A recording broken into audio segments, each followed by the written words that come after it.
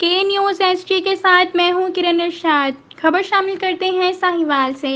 ساہیوال سے ہمارے نمائندہ خصوصی سید وجاہت علی شاہ کی رپورٹ کے مطابق ساہیوال تھانہ ہڑپہ پولیس کی کارروائی، منشیات فروش گرفتار، 2 کلو 91 گرام چرس برآمد۔ تفصیلات کے مطابق ایس ایچ او تھانہ ہڑپہ ذیشان بشیر ڈوگر اور ان کی ٹیم جس میں اے ایس آئی امجد حسین و دیگر ملازمین نے بدنام زمانہ منشیات فروش اور سابقہ ریکارڈ یافتہ ملزم اختر عباس بلد انوار حسین سکنہ چک نمبر 188 9 کو مخبر کی اطلاع پر ٹکر شاہ پھاٹک سے منشیات فروخت کے لیے لے کر جاتے ہوئے رنگے ہاتھوں گرفتار کر لیا